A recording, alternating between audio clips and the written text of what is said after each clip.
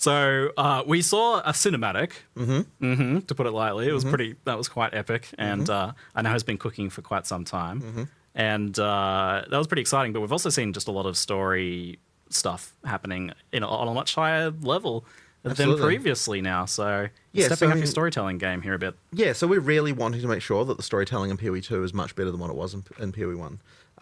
There's a lot more kind of, that kind of like stuff with the introductions to boss fights and the outros and things like that, like all that stuff. We've just got a lot more storytelling going in. All of those things. We do have the intro cutscene. There's also kind of like light, like between the acts. There's these kind of like more kind of motion graphic type cutscenes, just kind of establish things. And there might be some more surprises later on in the game as well. Not in early access, unfortunately. Later on that we can see as well. But ultimately, we just want to make sure that I think a lot of people who got through the PoE 1 story had no idea what was happening by the end. And so effectively we want to make sure that is not the case this time around, that people really are able to absorb things. But Guilty. One thing I will say, though, is that it's ultra important to us that we don't break the feeling that, like, when you're playing a second time, that it feels like we don't want it to feel annoying the second time. Yeah, we were talking about this morning. About you don't take the control out of the player's exactly. hands. So yeah, I'm personally a believer of the fact that if you just when you change the camera position for a cutscene, immediately it feels way more annoying, like, because there's this whole thing of like if you click on an NPC and like the camera changes position, like, sure, when you're playing through the campaign the first time, that kind of thing is like, that can be cool, but then if you're like you're playing through the second, third, fourth, fifth time, you want to be able to go to the NPC and go click, click, click, click, click, and just get past, and without it feeling like you've had to sort of worry about anything. So like effectively, we want to make sure that it's still that we still have that, because ultimately, we're a game you expect people to play through many times. So ideally, we can kind of deliver both the situation where the first time you play through it, it feels like an amazing story that you're getting, that you're taking seriously, that you're understanding, that there's like all those sort of touch points and little things just all through, while also maintaining the fact that if you know what you're doing, it's like you don't have to go talk to some quest giver just to get a quest. Like, you can just go do the thing, without having to talk to someone about it first. That kind of stuff is really important, just to make that stuff work well when you know what you're doing. Yeah, you said something this morning that stuck with me, where you said, like, Path of Exile is a game where the player's meta knowledge is allowed and encouraged. Absolutely. So you're allowed to cheat the quests. Effectively, there's what the character knows and there's what the player knows, and in our game, what the player knows needs to be sufficient as far as like being able to progress the storyline. If you don't want to have it so you just talk to an NPC just to find out something you already knew as a player. If you kill this boss, you get the next area's waypoint, so you just like kill it, log out, log in, waypoint, right? I love doing that. Meta knowledge. Yeah. So you explained to me the other day the kind of the context for the beast and how that leads into the cutscene in the beginning of PoE 2 from PoE 1, and that I think helped put it in a lot more perspective for me and made me appreciate and understand what's going on with the story. So effectively, what you're seeing in the opening cutscene is effectively the a new seed of a beast that is going to be is growing. Now, in PoE 1, the beast was killed. And then what happened in response to that is a bunch of all the gods in the world were able to effectively rise again. And you killed a bunch of them, but there are more, in the world. And effectively, we don't want to spoil too much about the storyline overall, but effectively, obviously someone here, the Count is wanting to harness the power of the beast once again. And then we have the mysterious figure there who is saying, no, don't do this. This always turns out badly. There was a comment in chat that I loved that was like, stop opening Eldritch boxes. Yeah, exactly. Why do people keep doing this? Yeah. But I would. If someone handed you a mysterious orb, wouldn't you press the button? I mean, there's a puzzle box. Exactly. I want to open it. What's inside? Exactly. Yeah. Yes. I mean, I'm going to try, but who knows how many hours it's going to take me. Indeed.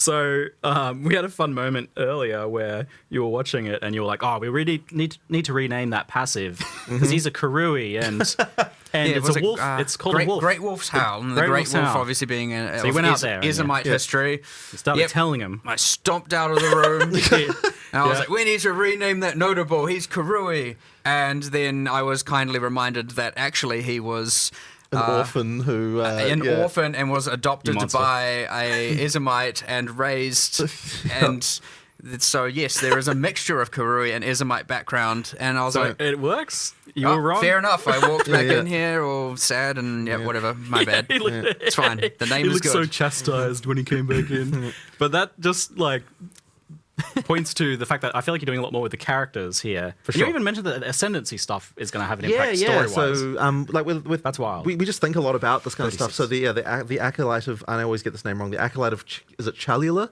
Chayula. I always say this wrong. The acolyte of Chayula, for example. So that we have this sort of storyline with the origins of the monks, where there's like an order of monks who worship a thing they call the Dreamer, and the Dreamer is actually Chayula. So they don't know this. So they're effectively worshipping a breach demon. So the acolyte of Chayula is effectively you embracing the fact that I'm worshipping a breach demon. I'm just going to go all the way. I'm in too deep now. Yeah, exactly. we're just gonna do it. So there's a lot of thinking like that goes into these things. Like what is the history of these people? Like because I think a lot of that stuff inspires interesting mechanics as well. So for example, on that one, you've got that into the breach skill, which kind of means you're always in a breach all the time. You can see the things going on. Like that stuff is. I think that there's a lot of cool inspiration there. So coming up with that storyline stuff for that stuff, There's a couple other little things that I think is cool as well, and hopefully people will notice and pay attention to. So there's one of the bosses that was shown as uses a lot of time or chronomancy, and interestingly, if you are a sorceress and you ascend to chronomancer and you then go to fight that boss, if you, for example, try to use time freeze. The boss is like, that doesn't work on me. And has a dialogue line. And if you cast temporal chains on them, he's like, just puts it back on you. And it's like, And so there's interesting things like that. And it doesn't like change things on a grand scale, right? It doesn't make a certain class not viable or anything like that. But there's just interesting little quirks and quips everywhere. Different bosses have different intro lines depending on what class you're playing. They have different skill lines sometimes depending on what class you're playing. Yeah, we've got different dialogue all through the campaign for different classes. Like the sorceress is obviously from the Maraketh. When she goes back to the Maraketh, there's kind of a little backstory there about how she was banished originally. So she needs to find a way to she needs to be accepted back into their culture again. Like we've got things like the character we talked about earlier. So the warrior, was an orphan. He was brought up by actually one of the NPCs in Act 1 town. So obviously there's a whole different dialogue there because he's effectively his adopted son. We've got things like that. There's a lot of thought that's gone into, just trying to make it feel like all these character classes have some level of involvement with the world, they didn't just come into existence the moment that you... There's other little things. So like more on the narrative side, we saw the world map. You have the icons that show different things that are in each act, like all the things you want to explore, find, and awesome. But each of them also has a little bit of a kind of little bit of text on them as well. And like, for example, there's one in one of the first areas in the game that's just like a camp of Iron Count guards. And, we showed it in a trailer when the Ranger class trailer we did, whenever it was, you saw the Ranger kill some of them because they were trying to like hurt a child, and the child was just trying to get some food. And the Ranger just like snipes them with arrows and kills them ruthlessly. And so you read this thing and you're like, you hear whispers of an Iron Count, scouting party that was slain by a rogue archer or something like that. So you get these little things where we're like connecting a lot of little dots, and even that you absorb a little bit of interesting little information. You've got other things, for example, when you enter an area, it not only says the name at the top now, it has almost a subtitle text that's giving you a little bit of history. And these little things like somehow make the world building feels so much better. And when you approach certain landmark rooms, when you walk into them, you'll get a banner at the top as well, which says what it is and gives again a little bit of a thing. And all these little micro narrative delivery mechanisms like make you feel way more immersed in the world and way more aware of what's going on and way more connected to your character, way more connected to the bosses, to the NPCs. There's a lot we're doing now that we certainly never did before. We didn't even think of before. But yeah, it's I like that awesome. a lot because like as an action RPG gamer, I don't really care too much about plot, but I do want a really cool world to be blowing monsters up in. Basically, that's all I want the characters to be cool, I want the baddies to be cool, and I want like the things happening around me that like build out a bit of that story without me having to stop killing stuff. Yeah. And it sounds like there's more of that going on as well, which is great. There's Well, tons. There's the baddies being cool. I mean, that's I'm how we watching you almost cook. designed an ascendancy class in here just before when we were watching that trailer earlier. Yes. So what you were saying a shadow. You came up with a shadow ascendancy. Yeah. Internally we had some developers watching the trailer yesterday, getting excited about it, and then I was like, I want to play that. I want to play that character. I want to be that character. Yeah. That's awesome. That like kind of Val Thaumaturge type character, and so like Cool. all of a sudden it's like, we should make that a class. And then we had another guy like suggest it should be a shadow, and so now I'm like, oh yeah, we're definitely, come on, we have to do a Val Thaumaturge like shadow sick. ascendancy. Like that's gonna be cool. And you can do awesome things now. Even I know it's hard to see because you hide it under all the armor, but you can do things like, you know, with our character classes, just due to the upgrades and models, where all of a sudden now the character can have tattoos added to them and stuff like that is completely feasible in the future. And like, I want to do a lot more of that stuff. Like for the there's little things like for the Warbringer, I think was the class name on the warrior. When you take that ancestral totem node, all your totems now have like an extra blue glow to them, kind of like they're enhanced by this ancestral magic. And what we also want to do is add tattoos as well that like glow blue when you're using certain skills and all that. So heaps of little things that again connect all the culture and all that stuff together and make you feel like, you know, it's believable as opposed, and this is a character as opposed to this is just a mechanic, and you know. Makes picking an ascendancy more epic. I know that there was a part in the trailer that was like not fully finished where you Yeah, ascend and it doesn't really do anything, but I know you want it to be like a cool moment where some power goes yeah, into absolutely. you. Yeah. We just hadn't finished the VFX yet. Even the another one, the Blood Mage, when you like, you know, play the Blood Mage, now you get an additive surge on your character whenever you cast spells. You're getting like almost bloodbending kind of vibe going Sick. on, and like Drawing it from their Yeah. veins and sending out Yeah. a fireball. it's cool. Yeah.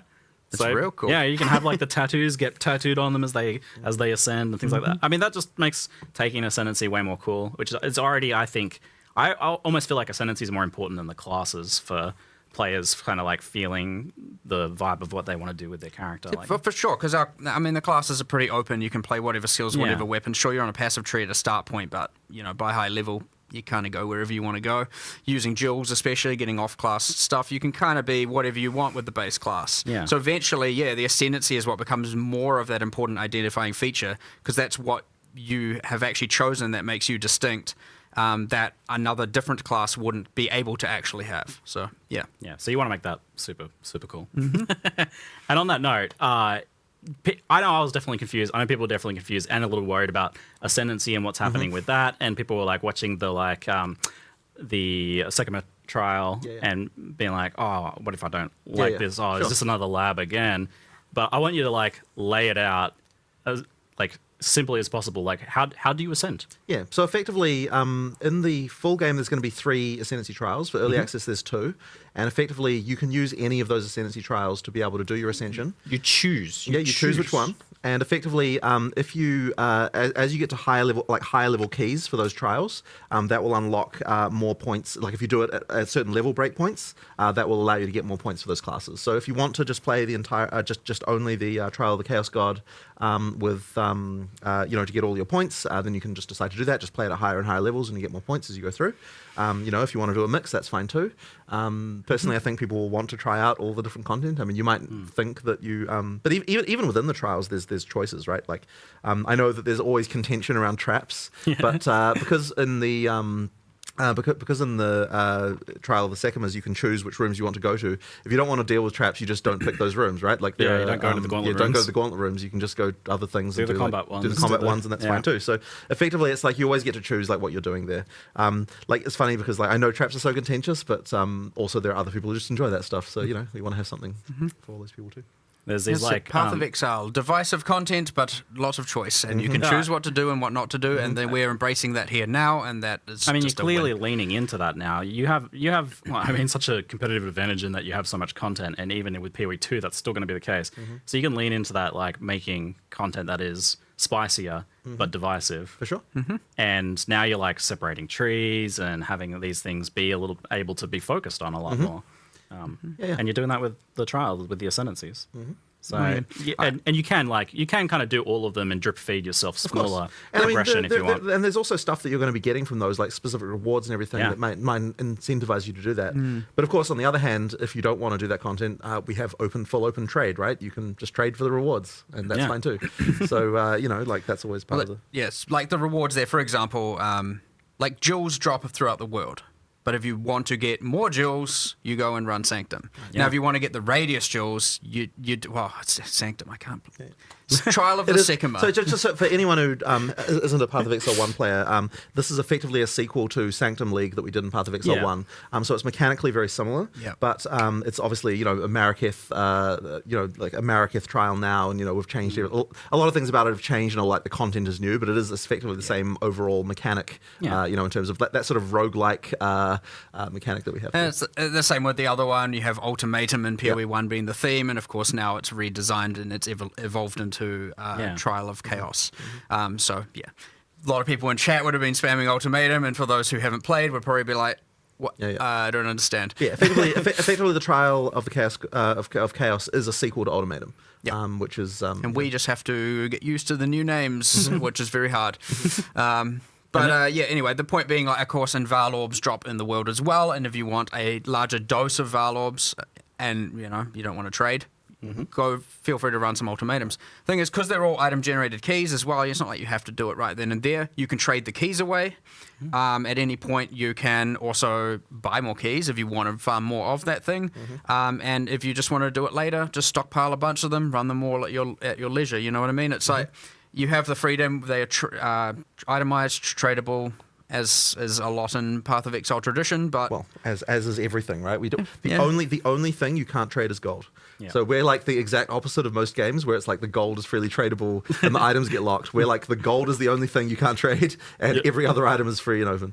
Yeah, and that's because you've made gold be this like way to be like you're playing the game, so you have access to this, and absolutely, so you don't want to trade that away. Effectively, So.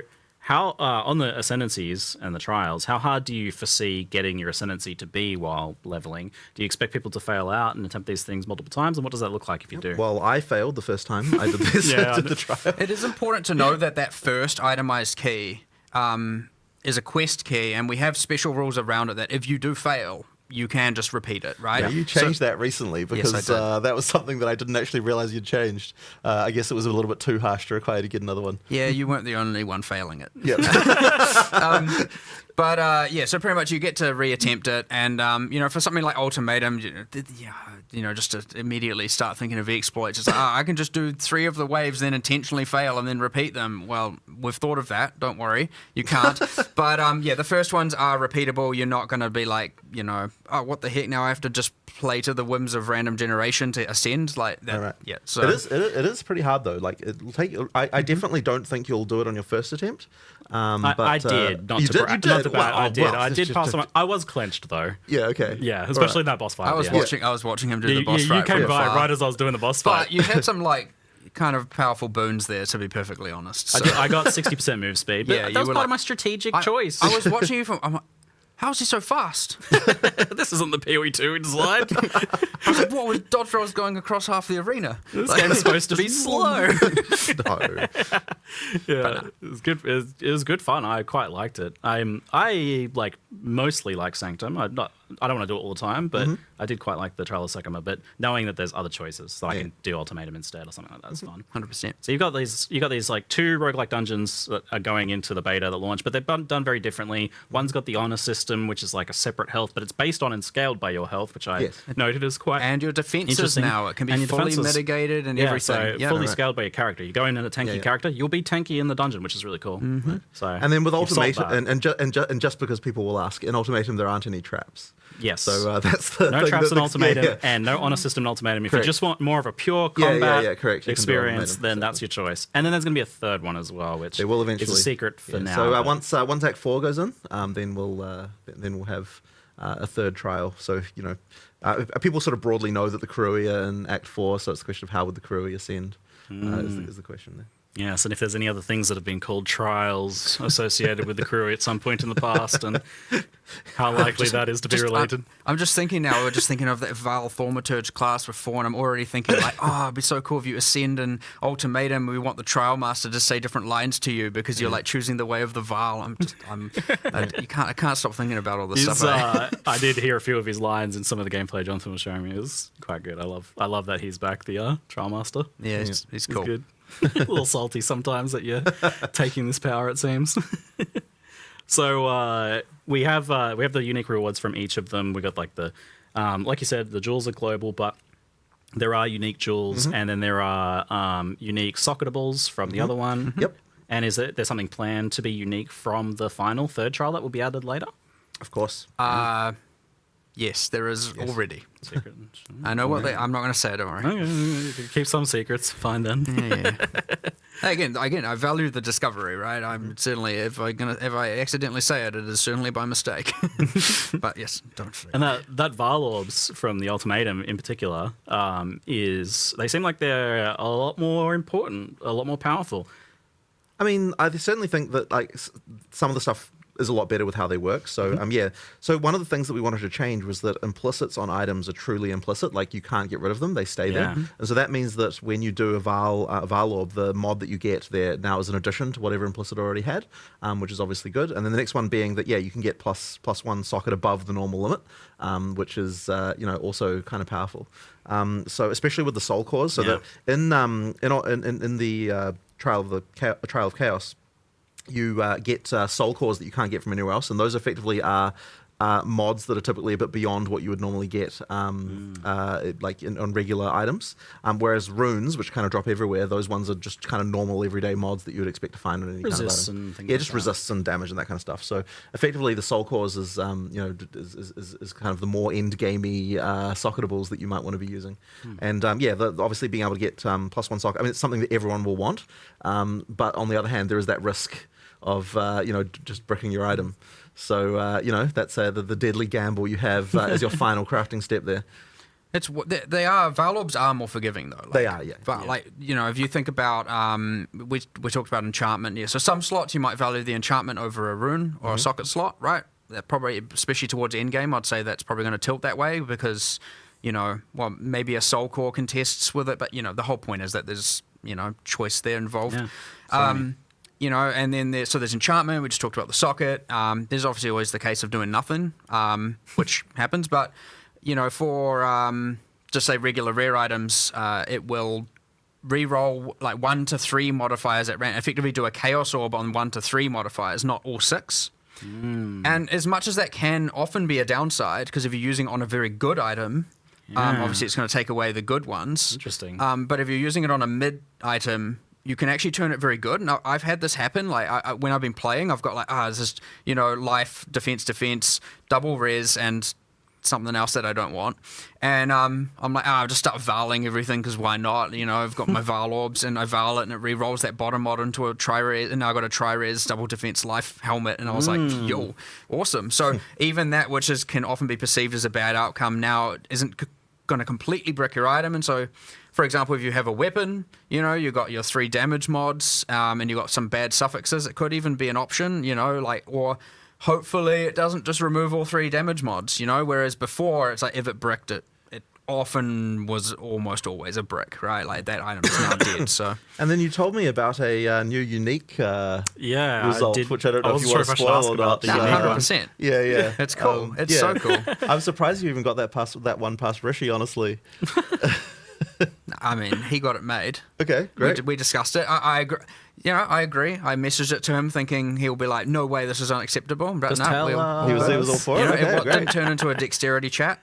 Yeah. And so, what it effectively does is it just takes the mod values and it goes up to, I can't remember exactly the values, but let's just say it changes all the values to between 0.8 and 1.2 of what they were multiplied.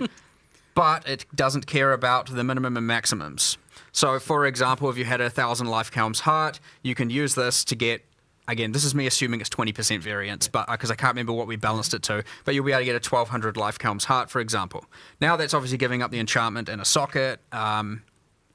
Just thinking about sockets on Calm's heart. I can't remember what we did, but whatever. I think you can actually do that, which is interesting. But ultimately, it's like, now I'm choosing, do I want the enchantment? Do I want an extra, 100 something, 200 life, whatever that ends up being? Or do I want the socket? So it's quite an interesting choice and adds an extra axis of corruption to unique items that is, I think... Corrupted divining of uniques. Interesting. Yeah, effectively, it's divining them, but with higher maximums and lower minimums. Surely there's going to be some broken things like max res or something like that. We'll find out. Cross that bridge when it comes to it. Yeah. It's fine. So that was all just talking about the trials, how you actually get your ascendancies. But what about the actual ascendancies themselves? How are they cooking? Well, they're fun. They're cool. Yeah. We certainly try to get... What we've tried to do is for the classes, we've tried to have one that's a bit more out there. Yeah. Something that isn't just, like... If you think even about in PoE 1, you've got the duelist, you can go like champion or slayer or holy words, I don't remember, but you know the drill. And the gladiator. And the problem is like... Okay, they're all just about like hitting stuff with weapons, and they haven't. There's nothing really out there. They all sound cool. Like, don't get me wrong, and they can be cool, and they do have differences, but there's nothing that's like kind of crazy. So all of a sudden now, when you're like, sorceress, you're using all your elemental skills, and now you can just like go into this thing that can stop time. It's a little bit more crazy, and you got the mercenary, and you can turn into a gemling legionnaire and like, effectively fuse gems into your flesh to like, mutate yourself. It's like not just talking about crossbows and projectiles over and over and over and over again. It's like doing kind of whack stuff. So I really like that. That's awesome, and we're going to make sure every single class has one thing that is like definitely out there, and then one thing that's more predictable, more to the expectation of the trope. For example, the Deadeye to the Ranger, and but yeah, lots and lots of cool interactions, just cool playing with different mechanics, and we've tried to make them like, for example, none of them call out a weapon, right? None of them. So we're trying to make sure that they're broad enough to be that. You might be a ranger going a Deadeye, but playing a caster, right? Yeah. Playing spells, like keeping all of that open, that flexibility, that kind of crazy, for the Johnny players, as we call it out there, who want to just completely experiment and figure out, the most broken, weird stuff, and you get things with that when you're still like, okay, I'm a ranger.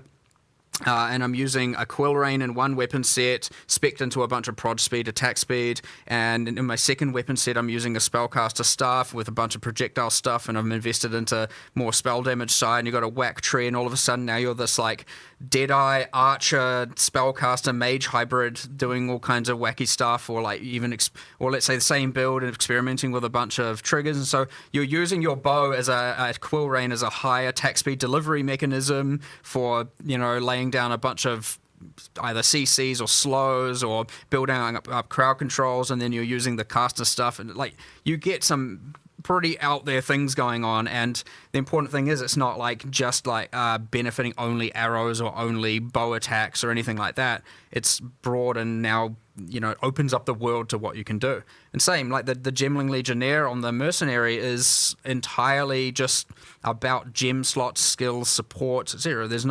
You don't have to be anything. You can be literally whatever build you want.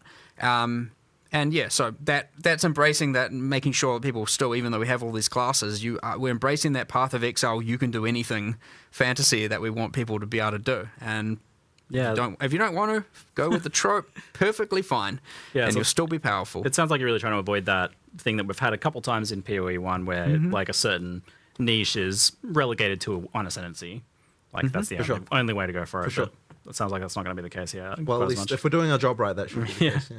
And with so many of the ascendancies as well. Got a lot of choices. Originally, the plan was to like have all of the PoE 1 ascendancies available, and it was some sort of weird split campaign stuff and all that. I don't really know at this point. It's a bit confusing. You mentioned Deadeye though, so it sounds like some of them are coming forwards. But is it all just being? I think it's more redone at this point. At this point, At this point, they'll just be different, right? Like originally, way back when, we were planning on just keeping the ascendancies as they were and putting them over. But at this point, that wouldn't even be good enough because like it doesn't fit the kind of like Path of Exile 2 way of designing this thing. So I mean, look, we might have a class called the Deadeye, and it might have the same themes, but it'll be like different actual mechanics and different things. I mean, yeah, even the Deadeye, you got Tailwind, works differently. You've still got an additional projectile. You know, like there are things that certainly carry over, but it's really easy, and it's honestly been fun just looking at them going like, you know, now we have all these system changes, all these skills, and everything works like this. Just what would the perfect class be? Not like how can we retrofit and band-aid a PoE1 class to work. It's just way better to look at it and go, here's all the things we want. Yeah. So. Well, yeah, like when you only have now the life and mana flask and stuff, it could obviously things don't work quite the same. But then now you have the charm system, and all of a sudden, if I you actually did do have wonder that, if you Pathfinder could would be cool with that. Exactly, About stacking charms. So it's just here are 12, eventually 36 classes. It's not really like here's the PoE1 counterpart and they're identical kind of thing anymore, for sure.